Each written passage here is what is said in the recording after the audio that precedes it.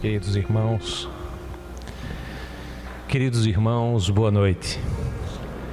É muita satisfação estarmos aqui reunidos para nos voltarmos ao Evangelho do Cristo e tratar do tema das aflições, tal como desenhada no Evangelho segundo o Espiritismo, que é um esforço de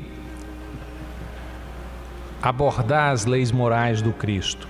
Como sabemos, no Evangelho segundo o Espiritismo temos elencados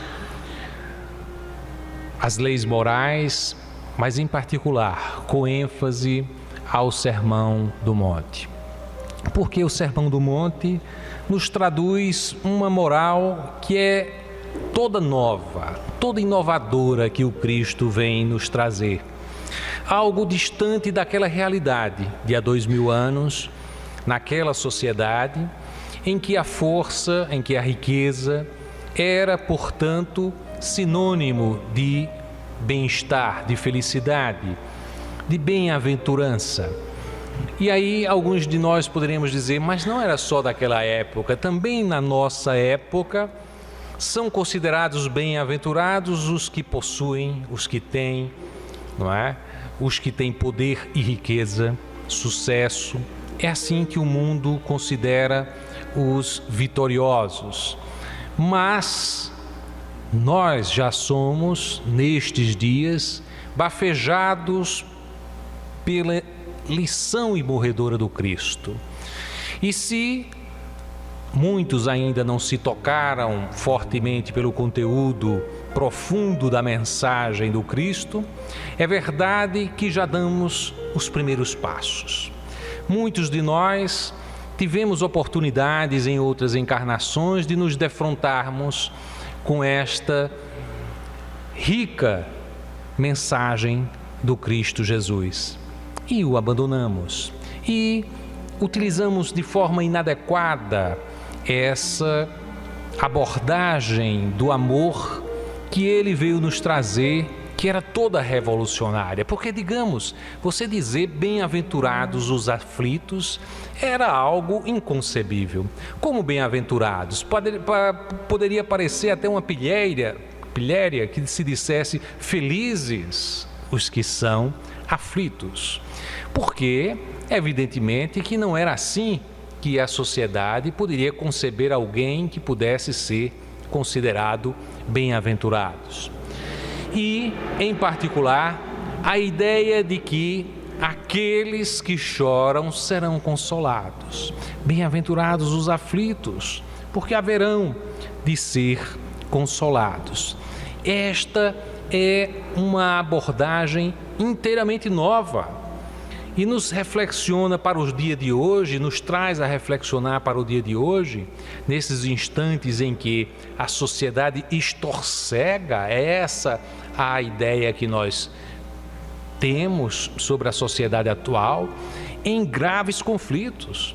Porque, por exemplo, se dizia de que 1 em cada 100 habitantes sofria de algum tipo daquilo que hoje consideramos depressão, ansiedade, os grandes tormentos da mente. Há 100 anos era mais ou menos essa a proporção que se tinha. Hoje já se fala que 1 em cada 5 pessoas ou teve, ou tem, ou vai ter uma depressão. Um grave quadro depressivo ou de ansiedade, nas vários formatos que hoje se concebe aquilo que se falava anteriormente de uma grande tristeza, da noite escura da alma do que falava São João da Cruz. Esta perspectiva nos abre a ideia de perceber a mensagem contida no Evangelho do Cristo e como ela é trabalhada no Evangelho segundo o Espiritismo para solucionar os graves problemas que enfrentamos nos dias atuais. Na leitura que nós tivemos hoje, na continuidade da mensagem do Espírito Fénelon, nós temos um chamamento a perceber as dores e os sofrimentos dos dias atuais. E todo o capítulo que é abordado no Evangelho segundo o Espiritismo, nos traz a refletir sobre o que é o sofrimento para nós outros. Nós temos uma ideia de levar a vida na perspectiva de não passar por sofrimentos. Chegamos mesmo a dizer, nas nossas felicitações do final do ano, algumas pessoas dizem: que maravilha, se esse ano que vier tivermos saúde e paz. Só quer isso, saúde e paz. Quer dizer, se todos nós passarmos pela vida o tempo todo com a ideia de que não vamos enfrentar doenças e que não vamos enfrentar desafios que possam questionar o ambiente de paz íntima, né, que todos nós almejamos, nós teremos uma vida de um tipo de realidade que não nos pertence. Estamos num mundo de provas e de expiações. Todos nós, os que habitamos a Terra, em algum momento de nossa vida iremos passar por grandes turbulências. E não foi por acaso que o Evangelho do Cristo refletiu sobre as lições que ele veio nos trazer. Era ele na tormenta, queremos dizer, estava ele no barco com os seus discípulos, e a mensagem evoca a ideia de que ele estava descansando. É a única passagem de todo o Evangelho em que o Cristo descansa, de que se fala que o Cristo descansa, de que ele dorme. É nessa passagem. Ele está no barco e disse que ele recostou-se e colocou a sua cabeça numa almofada e dormiu. É algo simbólico, extraordinário, porque veja, fala-se que o navio balançava tanto, dada a ventania, que é comum vir a ventania nesta região. Ela vem do Rio Jordão, uma ventania forte, e as vagas do lago de Genezaré, eles assumem proporções grandes, mas fala-se de que banhava a própria embarcação, e a tal ponto que aqueles que eram pescadores e estavam com ele sofreram o grande impacto e chegaram a temer a morte. É dito no Evangelho que eles estavam realmente temendo a morte e vão até o local onde está o Cristo dormindo. Olha que coisa estranha, porque, digamos, o barco já está balançando e ainda mais a água vem molhando e ele está dormindo. Lógico que tudo é simbólico, não há um sentido unicamente daquilo que efetivamente aconteceu, né? Lógico que aconteceu, mas o sentido é mais profundo, porque os discípulos chegam a eles: mestre, estamos a enfrentar a grande turbulência, né? Estamos temerosos pelas nossas vidas.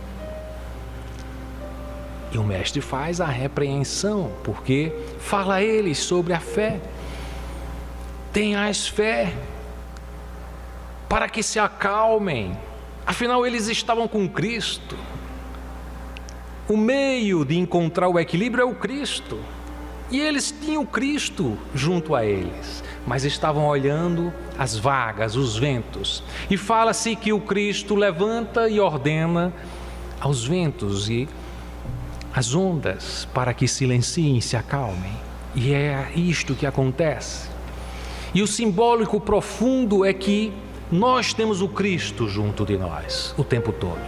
O Cristo está dentro de nós.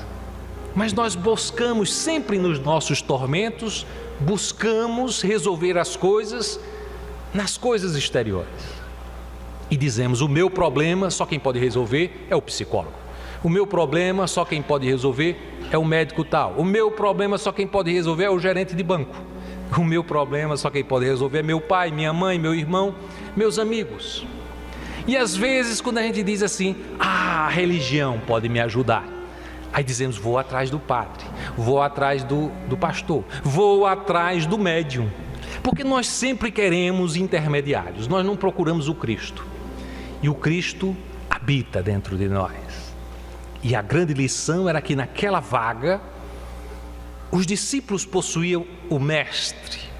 Aonde ele reinava na embarcação, estava no local de destaque. Em nós mesmos, o local de destaque é o nosso coração.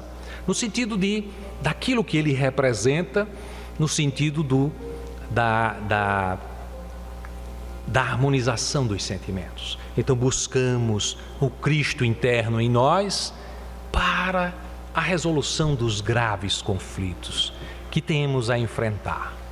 Porque, afinal de contas, não encontramos soluções para nossas vidas, para os grandes embates da nossa vida, fora do Cristo Jesus. Não encontramos.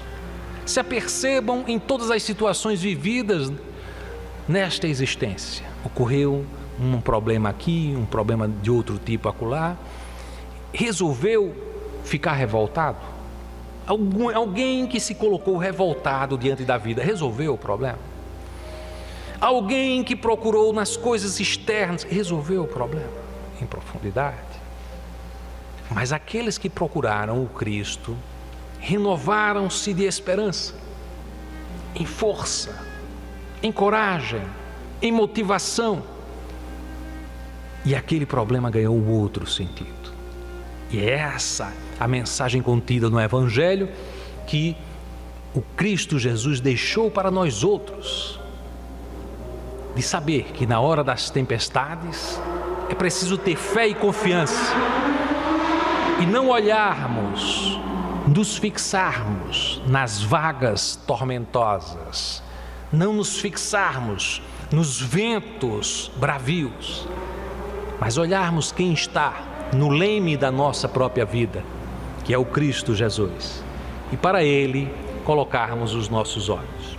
Ora, o Evangelho, segundo o Espiritismo, trata das questões das aflições, dos tormentos, nos lembrando da necessidade de, diante das dificuldades, agirmos com 3 pilares fundamentais. É preciso ter coragem, é preciso ter resignação e é preciso ter fé. Estes são os instrumentos com os quais lidamos com os grandes tormentos que se apresentam à nossa frente. Porque vejamos, quais são os grandes desafios humanos? Nós temos os grandes desejos. Nós podemos dizer, tudo que eu quero na vida é ser feliz. Se fizermos uma pesquisa na sociedade e dissermos, o que você quer para a sua vida? A pessoa diz, eu quero ser feliz. E às vezes detalha essa felicidade na forma do que é a sua necessidade. Eu quero viver um grande amor, por exemplo. Ou há aqueles que, mais presos a matérias, querem resolver as coisas através da compra, da aquisição de um bem, etc. Ou mesmo a efetivação de um trabalho, é legítimo. Gostaria de passar num concurso, é legítimo. São situações que nós queremos. Mas e os grandes desafios? E as grandes aflições? Muitas vezes dizemos, a minha vida é repleta de desafios. E chegamos mesmo a dizer, rapaz, eu tenho... Aí, porque já damos os primeiros passos no Espiritismo. E aí dizendo, eu devo ter sido uma coisa muito ruim na outra existência, porque eu nunca vi tanto desafio na minha frente. E acontece aqueles grandes desafios, dizendo, rapaz, eu imagino que eu joguei pedra na cruz. É verdade que jogou, mas não é esse o problema. Porque os grandes desafios não estão referidos aos resgates que temos que realizar. Aí dizemos, eu vim para essa vida para resgatar muitas coisas. E fica choroso e se lamenta diante dos outros e diz, olha, eu não sei o que foi que aconteceu. Porque eu assumi coisas muito grandes para essa existência. Eu devia estar doido antes de encarnar, porque assumi que eu ia enfrentar isso e aquilo outro. Essa pessoa da minha família, esse problema no ambiente de trabalho, as necessidades financeiras são grandes demais. Como é que eu assumi esse compromisso tão grande? Nós dizemos assim. E não é verdade isso. O próprio Evangelho trata dessas questões, o Evangelho segundo o Espiritismo, e Joana de Ângeles, em tratando das questões do sofrimento humano, nos fala que cerca de 98% de tudo que são aflições na nossa existência são todas coisas geradas hoje, na presente existência. E apenas uma pequena parcela se refere a resgates do passado. Olha que coisa impressionante. E isso deve nos movimentar a ideia de por que agimos assim. E pensemos, como é dito no Evangelho, quando as pessoas percebem as grandes aflições da vida, aí dizem, mas rapaz, olha, aflição, sofrimento, aflitos são os miseráveis. Os que estão nas ruas são miseráveis, são aflitos. Os que passam por grandes necessidades financeiras são aflitos, miseráveis. Os que têm uma doença grave são aflitos. Os que passam pela ocorrência da morte de um ser muito querido são aflitos. E aí conceituamos, né? Esses são os aflitos, as grandes dores, os grandes tormentos, os grandes desafios. De fato, o Evangelho segundo o Espiritismo dá uma ênfase à questão da morte dos entes queridos, em primeiro lugar, e depois elenca os erros de interpretação nossa sobre as aflições. Porque vejamos, quantos de nós, sem poder, chega e diz, eu seria feliz se eu tivesse aquela casa. Aí passa a viver o tempo todo, se movimentar para conseguir aquela casa que não tem dinheiro para comprar. E tornando-se infeliz porque não vai comprar aquela casa. E se fizer a besteira de pegar um empréstimo que não vai poder pagar para ter aquela casa, aí que a vida vai virar um inferno. Mas diz, eu só serei feliz se tiver aquela casa. Outros vão dizer, eu só serei feliz com aquela pessoa. Mas aquela pessoa não quer você. Mas a pessoa, mas eu só queria se fosse aquela pessoa. E vive a vida atormentada porque não tem aquele rapaz ou aquela moça. Vai viver o resto da vida infeliz porque aquela pessoa não quer você. Quer até de outra forma, poderia querer até como amizade e tudo, mas não quer você para uma relação. Mas aí você se atormenta, sua vida torna-se um inferno.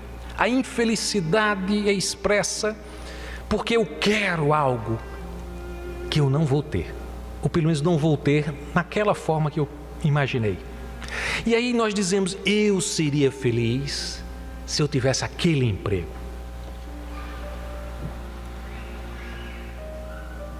Eu tinha uma colega, no tempo que estudávamos segundo grau, e fui fazer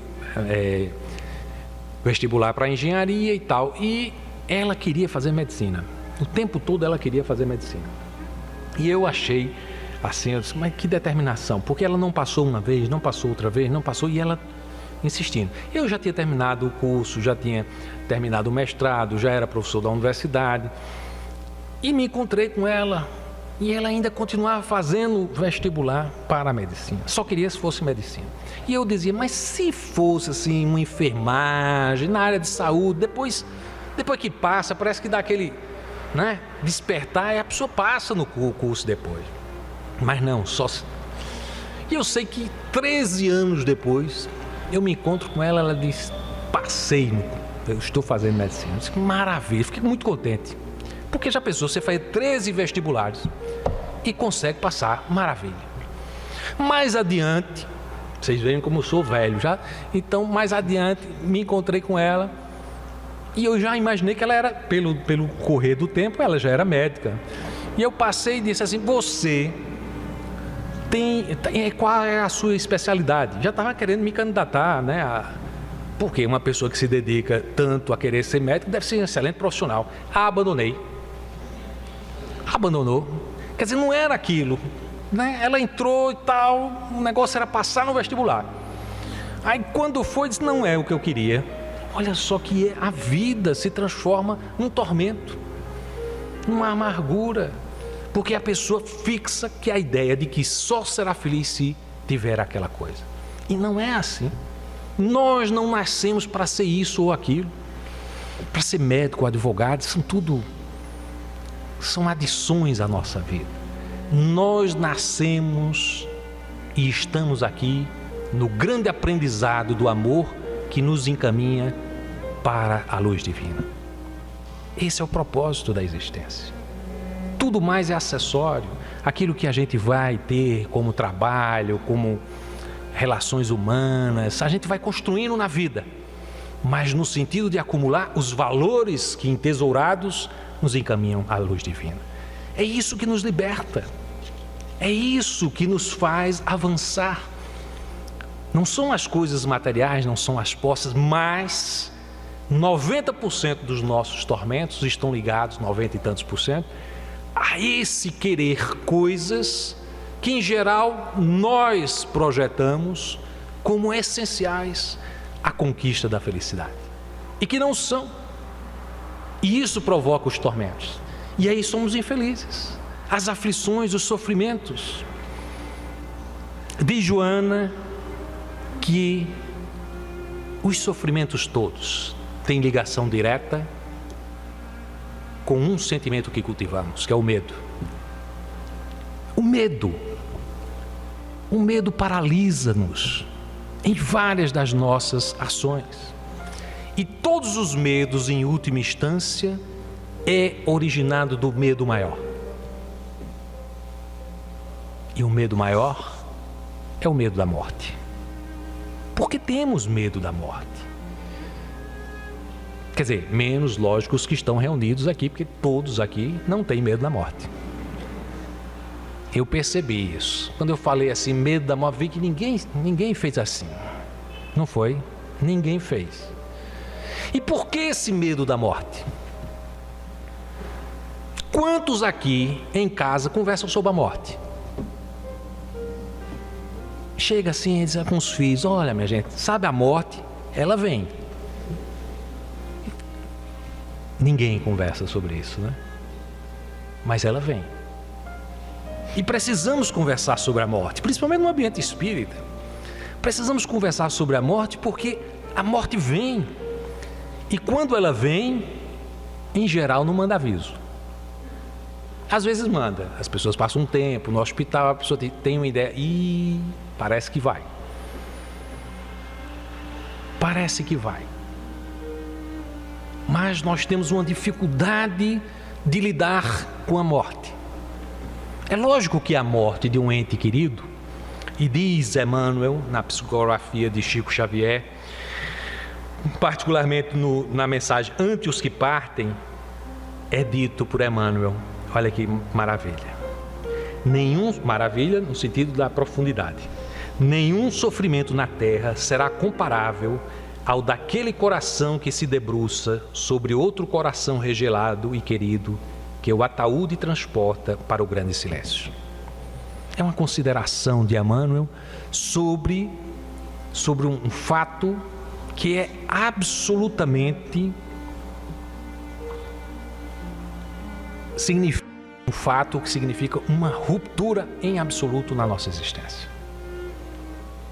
Porque aquele ente querido não mais fará parte dos nossos abraços, dos nossos beijos, do nosso toque, do nosso olhar, do compartilhamento. E isso é um sentimento de perda que passamos a vivenciar. Embora saibamos que não perdemos, porque temos a visão da vida eterna, mas existe essa perda. Depois de uma palestra em que Divaldo falava, disse assim, me falam sobre a perda, e ele fez uma brincadeira, lógico, mas não desmerecendo a dor de quem sente, porque sente verdadeiramente. A dor de quem perde alguém querido é dor e é perda. Mas como ele fez isso, virou mais ou menos como que um receituário entre os amigos espíritas. E alguns passam, nunca passaram pela situação, passa por você que passou por essa situação e diz assim, mas não fique sentindo que perdeu, você não perdeu nada. E eu olhando, perdi, né? É evidente. Perdemos o contato, perdemos o abraço, perdemos o beijo, perdemos as expectativas e os sonhos, que fazem parte da existência. Mas não perdemos em profundidade, sabemos. Não perdemos em profundidade. É isso que se deve resguardar. E Emmanuel, com muita propriedade, com muito respeito, fala exatamente disso, que o sofrimento existe e nenhum é igual a este sofrimento. Por isso que é uma prova muito grande. que a pessoa passa. É uma prova imensa, aquela de se perder alguém que é um ente querido, muito querido. Vou deixar o relógio aqui para a gente controlar o tempo. Mas bem, falávamos sobre a questão da morte e da incompreensão que temos sobre a morte. Porque o Evangelho, por exemplo, cita duas frases que é tão comum e todos nós já ouvimos em algum momento. Aquela que diz: se fosse bom, teria morrido. Né? Isso quando se pensa em alguém que é mau ou faz maldades e que escapa de uma situação, né? Que alguns poderiam dizer assim, mas ele estava à beira da morte e escapou. Se fosse bom, teria morrido. E muitos dizem, né? E se revoltam e dizem assim, mas é tão novo, é injusto que isso aconteça. Principalmente quando são os jovens que partem antes, nós dizemos isso é injusto. Nós já ouvimos muito isso, certamente que ninguém aqui usou essa expressão. Porque quando usamos essa expressão, é a mesma coisa que dizer, Deus é injusto. Quando usamos essas expressões, dizemos, Deus é injusto. Porque aquele que é ruim, permanece. E o que é bom, vai antes.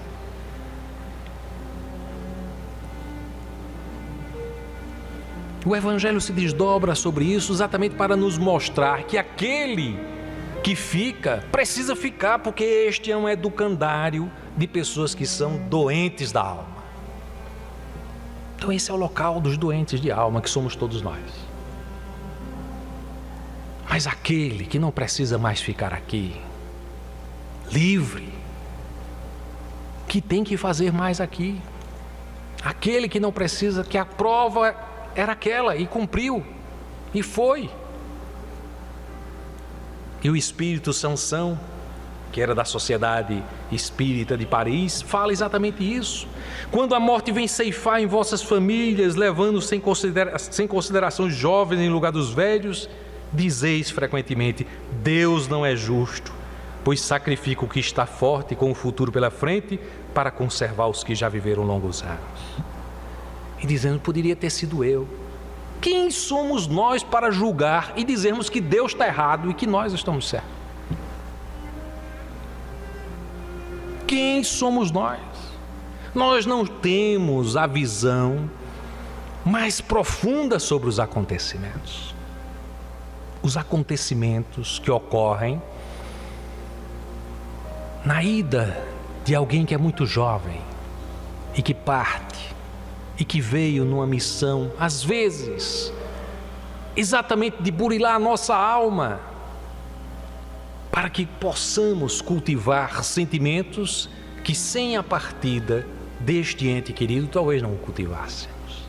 Para nos despertar para sentimentos que talvez, se esse ente querido tivesse ficado entre nós, nós não teríamos conservado. Falo daquilo que já estava programado, que era de um projeto familiar ou de um grupamento. E quando isso acontece com base na absoluta bondade, justiça e perfeita misericórdia de Deus. Muitos que me conhecem sabem que há menos de 2 anos, meu filho, com 23 anos, sofreu um infarto. E aquela foi uma dor terrível, porque nada anunciava que aquele filho pudesse vir a ter um infarto. Era saudável, jogava bola, se divertia, muito alegre. Estava nos seus últimos momentos da universidade. E naquela oportunidade acontece o infarto, e aí todas as consequências, operação, 40 dias em UTIs entre aqui e Recife, e ficávamos a dizer, meu Deus, o enfrentamento dessas dores. E nos apoiávamos exatamente no Evangelho. no Evangelho, nas horas supremas de dores que antecederiam o Calvário, era Jesus no jardim do Getsêmani a fazer a oração ao Pai e a dizer: Senhor, se for possível, afasta de mim esse cálice, para logo em seguida dizer: mas que seja feita não a minha, mas a tua vontade. Não é o Cristo de Deus que tinha nenhuma dúvida sobre o que iria passar, mas era o Cristo reduzindo-se à dimensão humana para deixar um exemplo a nós outros, de quando, nos grandes desafios e no grande testemunho, nos movimentarmos com toda força para solucionar aquele problema. Porque temos que agir com coragem, não podemos nos imobilizar, temos que reunir todas as forças para superar aquelas dificuldades, mas ao mesmo tempo colocarmos sempre nas mãos de Deus, porque sabedores que não temos a condição de refletir sobre a grande verdade que preside os nossos destinos. Então dizemos, confiamos em Ti, que haverá de, diante desta situação, oferecer a melhor solução. Naquela oportunidade, eu tive ocasiões de várias mensagens que nos chegavam, uma belíssima nos informando: André, o jovem na carne, mas maduro em espírito, está assistido pelos vanguardeiros do Mestre do Amor Infinito. E aquilo nos acalmava, nos balsamizava, porque apesar de todas as dores no enfrentamento, o Mestre nos acompanhava. E eu dizia a Márcia: o médico de André é Jesus, e seja o que vier a acontecer, é dentro dos propósitos que o Pai tem para a nossa vida. E naquelas oportunidades em que nos defrontávamos, por vezes, no dia a dia, com médicos, naquela dureza com que os médicos falam para nós outros, nesses instantes, e por vezes, maior parte do tempo, em orações, a tal ponto que à noite eu ficava em orações com o Evangelho, e quando eu me dava por mim, eu estava dormindo, na cadeira, reclinado, dormindo, e certamente me desdobrava, porque tive muitas mensagens, e em particular uma mensagem deste Evangelho segundo o Espiritismo é muito cara para mim, e exatamente neste capítulo, Bem-aventurados os aflitos, que é uma mensagem do Espírito Lacordaire, que fala do bem e do mal sofrer. Porque me era dito que naqueles momentos da UTI, eu em desdobramento com Márcia, estávamos acompanhando o André, numa reunião em que tinha um instrutor espiritual que vinha palestrar sobre o bem e o mal sofrer. Porque o bem sofrer é evidentemente aquele que faz o enfrentamento das dores, mas se ampara exatamente na coragem, porque nós temos que nos movimentar em todas as direções para superar aquele problema, com fé, vinculados a Deus, porque não há resposta para os nossos sofrimentos fora de Deus, mas com resignação, a ponto de, repetindo o exemplo do Cristo, colocar todas as decisões na mão do Pai, porque Ele sabe. Naquela oportunidade, uns 15 dias antes de André desencarnar, nós fomos a Fred, lá em Cabo de Santo Agostinho, e falávamos com o espírito amigo, e ele falando para Márcia dizia: mas eu estou preocupado, porque os médicos falavam, tem que montar uma UTI em casa, não sei o que, fazer isso, aquelas coisas que os médicos falam com a maior naturalidade, como é que a gente vai lidar com isso? Ela dizia: isso é um grande tormento, saber como a vida da gente iria se transformar por completo e não saber lidar com aquele evento. E eu me lembro do espírito, ficava assim... Era Fred incorporado, né? Eu não gosto do nome incorporado porque ele não é correto o termo, né? Mas boa, dizendo: minha filha, isso não vai acontecer. E elas, mas vai acontecer, os médicos estão informando, vai ter, e eu tenho que fazer isso. Minha filha, isso não vai acontecer. Ah, mas esse é o meu tormento, não sei o que, minha filha. Até que teve um momento em que ele disse: olha, André está tão bem que se fosse possível ele vinha conversar com vocês agora, mas não é interessante que ele se aparte agora do corpo dele, onde ele está. Mas muitas vezes ele é retirado para o plano, as colônias espirituais, está fazendo cursos, está discutindo e está plenamente consciente de tudo que lhe acontece. E tão consciente que já colocou todas as decisões na mão do Pai. Nós ficávamos assim. Ele é um espírito maduro. E naquela oportunidade, Márcia, com aquelas coisas, o espírito amigo chega e diz: minha filha, vá para essa sala ao lado para tomar um passe. E veio e falou comigo. Disse: ela não está em condição de ouvir isso que eu vou lhe dizer. Mas tudo se encaminha para a desencarnação de André. Foi aquele impacto. Porque no impacto de lógico, a gente reconhece as situações, mas eu tinha que falar para ela, tinha que falar para os meus filhos, como é que seria isso? E eu dizia: mas lembrando o Cristo, eu continuarei lutando até o fim. Está correto.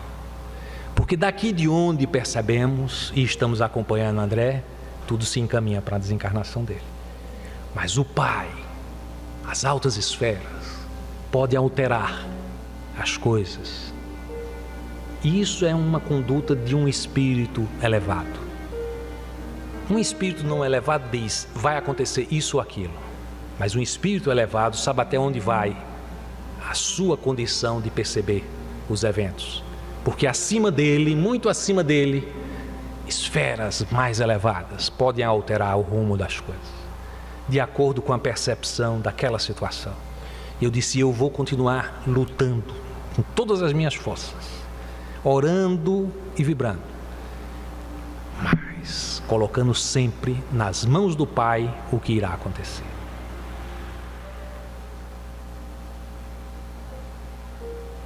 E ele partiu. Meu filho querido partiu. Partiu para se sentir livre. E naquela oportunidade o Espírito nos dizia: você sabe, quem ama, liberta. Quem ama, liberta. É uma verdade tremenda. Quem ama, liberta. E ele dizia, ele veio, percebe o corpo, diz: esse corpo não tem condição. Esse corpo não tem condição. Ele percebe. Ele não poderá realizar tudo o que ele pode realizar, mas livre, realiza coisas fantásticas. E nós o sabemos. Hoje eu sei dos trabalhos que ele desempenha, e auxilia, e aprende, e ajuda em tantos campos maravilhosos na seara do Cristo. Meu filhinho amado, no plano espiritual, continua presente entre nós. Conversamos, dialogamos. Eu não sou um médium ostensivo. Tenho uma intuição, percebo sua presença muitas vezes entre nós. Houve uma oportunidade em que estava na Seja e ia fazer uma palestra. Nesta oportunidade, em geral, eu chego uns 15 minutos antes e fico olhando o que vou fazer. Mas nesse dia em particular eu estava meia hora antes e não levantei para perceber nada na plateia. Nada. Fiquei só escrevendo. E uma amiga minha, quando percebeu, a filha dela também é média, disse: olha, fulana, quem está ali? É André. Ele estava junto comigo, rabiscando aquilo que eu iria falar. A palestra chama-se Pais e Filhos. E naquela oportunidade eu fiquei escrevendo. Aí quando eu vi, a nossa amiga chegou: tem um presente para você. Aí eu me virei, ela disse: foi André que trouxe para você um bilhete. Era próximo do Dia dos Pais, pouco tempo a mais do que um ano da sua partida. Ele veio na minha palestra do Dia dos Pais, em que eu estava falando sobre pais e filhos, e me trouxe uma mensagem. Não trouxe aqui para vocês, é muito bonita a mensagem, carinhosa, agradecia pelos exemplos, pelas lições, e falava de que éramos companheiros de longa data, de longas experiências, juntos sempre. E naquela oportunidade eu comecei a chorar. Chorava compulsivamente. E eu dizia: meus amigos espirituais, vocês me ajudem, porque eu tenho uma palestra daqui a pouco, eu vou ficar aqui chorando aqui antes da palestra, não pode. E aí, lógico, como sempre, nessas ocasiões, os espíritos amigos nos ajudam, e eu me equilibrei. E fiz talvez a palestra mais equilibrada, ninguém percebia nada. Márcia mesmo não sabia que eu tinha recebido a mensagem. No fim, eu ia acabar com a mensagem, outra mensagem, e falei a mensagem que tinha recebido ali naquela hora. E Márcia ficou muito emocionada, porque não tinha sabido que tinha acontecido aquilo ali. E foi muito interessante, porque no meio da palestra ainda, outros amigos franciscanos me mandaram uma outra mensagem maravilhosa, linda, porque fui franciscano noutra existência. Não, nada a ver com grande coisa não, né? Daqueles franciscanos que erraram, e eles nos ajudam e vêm nos ajudando e nos amparando. Então foi um dia de muita luz, E trago essa reflexão para que a gente veja, a partir de um caso concreto, que é o nosso, de que a relação que temos com a morte e a vida, da cultura que temos na sociedade, ela é muito diferente do que verdadeiramente acontece. A verdade é a verdade espiritual, o que nos alimenta a vida, tal como Cristo veio nos anunciar. Eu vos ofereço vida, mas vida em abundância, é a vida espiritual. A vida espiritual é a vida abundante, porque ela não se resume a estas questões materiais, o ter, o poder, o sucesso, o emprego, a personalidade que temos. Se fizemos mestrado, doutorado, se amealhamos algum prêmio, alguma conquista, meramente momentânea, e daí? Emmanuel era senador em Roma e depois veio como escravo na encarnação seguinte, e assim é com todos nós. E nós olhamos para esses desvarios na política e olhamos, olha só, e é impressionante como nós estamos vivendo um tempo de separatividade tremenda. As pessoas olham e dizem assim: olha, se você for de tal partido político ou defender tal candidato, desapareça da minha rede social. Olha que coisa, mano. Você é amigo da pessoa até o momento em que você diga: eu vou votar em fulano e tal. Aí deixou de ser amigo. Então a pessoa perdeu todas as características, todo o valor, por uma escolha eleitoral que não significa nada, digamos. Não é que não tenha significado para você, nada do ponto de vista daquilo que iremos construir para a nossa vida espiritual. Estou dizendo nada, não é nada especificamente, mas é muito pouco. Mas quem votar nisso aqui é igualzinho o cão do inferno. Primeiro começa a acreditar no inferno e no cão. São duas coisas, né? Que é um absurdo. Eu já vi nas hostes espíritas as pessoas dizendo: mas se for a favor desse candidato, então para mim, aí começa a ver defeito no outro, Nós, com este tipo de comportamento, estamos alimentando a separatividade e, portanto, as aflições no mundo. E sempre que agimos no modo contrário, que é aquilo que o Cristo veio nos ensinar, é um pensamento harmônico, um pensamento de compreensão, um pensamento de tolerância, nós agimos exatamente para transformar esse mundo. Porque dizia o apóstolo Paulo: não vos conformeis com o mundo, transformai-vos. Olha que coisa magnífica.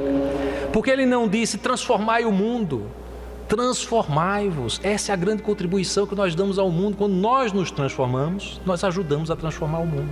Quando o nosso pensamento é harmônico, é pacífico, é pacificador, nós ajudamos a transformar o mundo. Mas a gente quer transformar o mundo na nossa rede social e compartilhando as piores coisas possíveis sobre os outros. Coisas que a gente chega e diz assim: rapaz, isso é bom para a gente prejudicar aquele candidato. Aí pum, joga. Era o Cristo a nos falar sobre a maledicência como uma das nossas sombras da alma. Mas dizendo: eu não falei mal de ninguém. Mas só digitou, não precisou muita coisa não. Compartilhou ali, já lançou o veneno para frente. Com consequências. É preciso nesses momentos em que estamos vivendo grande separatividade, nos lembrarmos das lições do Cristo. É sempre aquela ideia de trazer o Cristo para o leme do nosso barco nos tormentos. Imaginemos o Cristo perto da gente, olhando o que a gente faz na internet. A gente teria vergonha, não teria? A gente olhar assim: mas rapaz... Eu já vi gente que começa a conversar e tem uma imagem do Cristo, a pessoa vira assim um pouquinho, como retrato do defunto. Quando a pessoa começa casou, né, aí ficou viúva, aí vai namorar com outro, aí começa a virar a foto do ex-marido. Pois bem, tem gente que começa a falar e tem uma imagenzinha do Cristo assim em casa, aí vira. Eu já vi essas cenas assim, eu achava tão engraçado, que o Cristo não vai ouvir, né? Você virou assim, ele não vai perceber. O Cristo está próximo de nós. A gente não tem a ideia, mas é sempre bom perceber, o Cristo está perto de nós, naquelas nossas atitudes, né? E a gente vai e compartilha, acha que não tem consequência. Tem consequência. É a maledicência moderna, é essa. Só que mais perigosa, porque antigamente a gente falava mal do outro para 1, para 2, para 3. Agora a gente multiplica por 1000, falando mal dos outros, não é? Mas a gente se conforma a dizer: mas eu estou do lado certo. Quem é que pode dizer qual é o lado certo verdadeiramente? Nós só temos uma compreensão mediana sobre os acontecimentos e nos comportamos, buscamos dizer que estamos tomando as melhores decisões.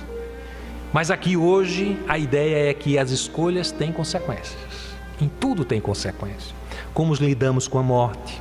Porque, digamos, falei do meu caso, e quantos casos diante da morte a pessoa entra na desesperação e diz mesmo, e chega a brigar com Deus, chega a dizer: isso não é possível, isso não deveria ter acontecido comigo, eu sou bom, eu sou espírita. Teve um amigo meu, muito amigo, né? Espírita de longas datas, espírita muito antes de que eu fosse, e ele dizendo: mas como é que pode acontecer um negócio desse? Uma família tão boa, acontece um negócio desse? Eu digo: e por que teria eu que ser privilegiado em relação a outras famílias? Não é? Passei por isso porque era a minha necessidade, a necessidade dele, a necessidade de nós outros que estávamos na família. Tem um propósito que eu não alcanço, tenho apenas uma leve impressão, uma leve ideia, algumas informações medianas, mas não me cerca toda a realidade do que está acontecendo.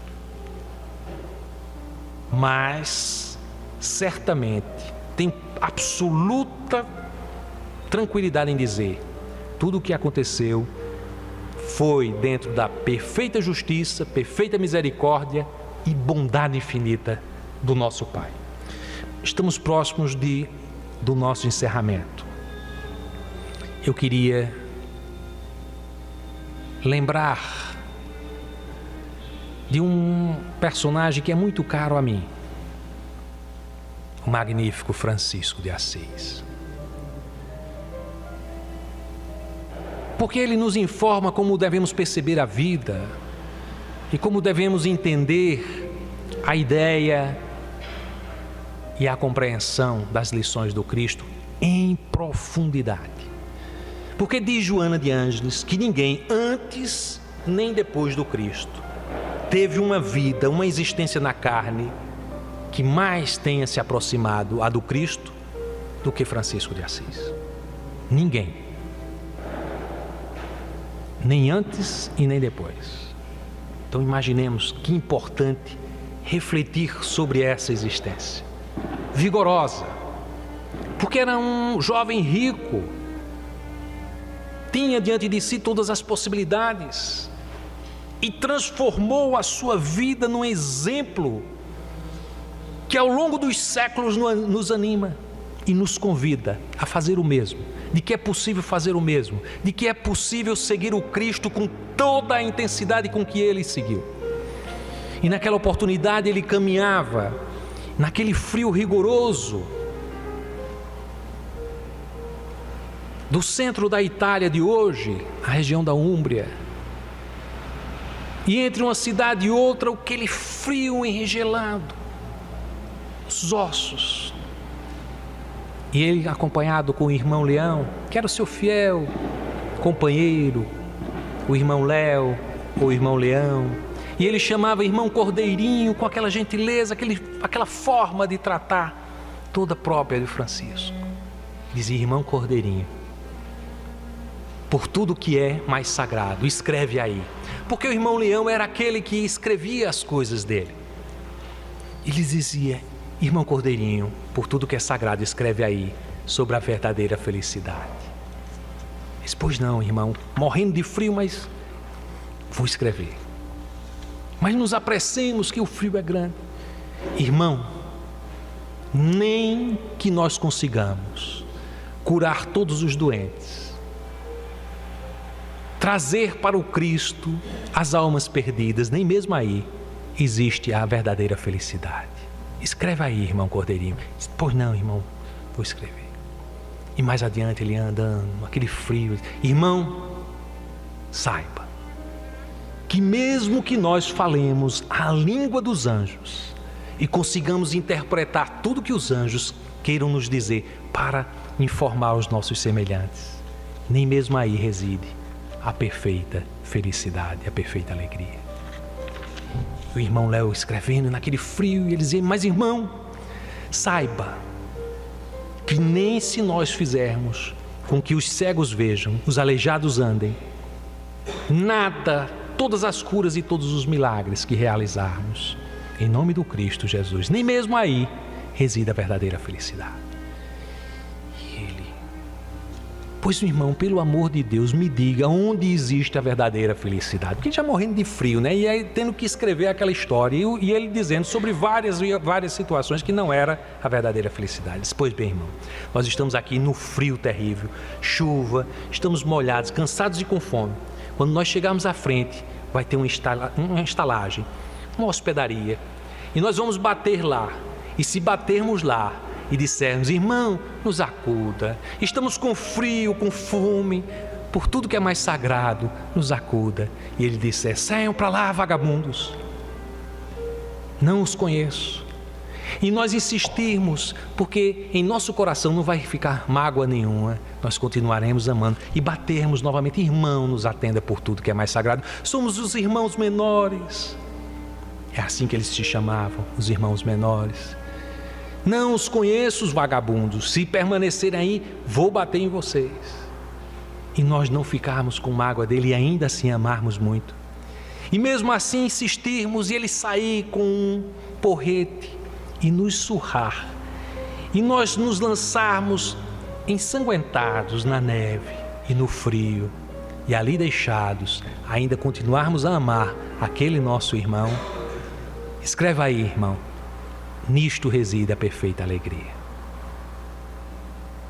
Que o nosso irmão Francisco possa nos animar para que conheçamos verdadeiramente o sentido da vida. As aflições nos acompanham em todos os instantes. Muitas vezes somos incompreendidos, e nas nossas caminhadas, nos grandes tormentos, no gelo e na chuva, muitas vezes pedimos o abrigo nas coisas exteriores e somos defrontados com a aridez, com a violência, com a incompreensão. Mas é o Cristo a animar o nosso coração e a nos dizer: amai os vossos inimigos, orai pelos que vos perseguem. Eu estarei convosco até o fim dos dias. E permanece o Cristo a nos anunciar: não temais, eu venci o mundo. Nos convidando a também realizar a tarefa de vencer o mundo em nós mesmos, superando as nossas sombras, os tormentos íntimos, as aflições, construções de nossa mente, porque ainda somos afeiçoados às coisas do mundo e ainda tão distantes da luz que nos anima a vida. Mas quando, nas orações profundas em que nos devotamos, clamando aos céus as nossas ajudas, Ele vem e diz: eu estou convosco, a minha misericórdia vos alcança, eu vos ergo nos despenhadeiros. E somos erguidos na mansidão, na mansuetude, na paz íntima, e é Ele a nos dizer: a paz esteja convosco, a minha paz vos dou, não vou-la dou como o mundo a dá. É o Cristo nos animando a vida, Francisco a nos incitar a seguir o seu exemplo, para que permaneçamos, a despeito das tormentas e das incompreensões, da violência com que nos defrontamos, dizermos: continuo amando, continuo amando, continuo amando. Assim seja.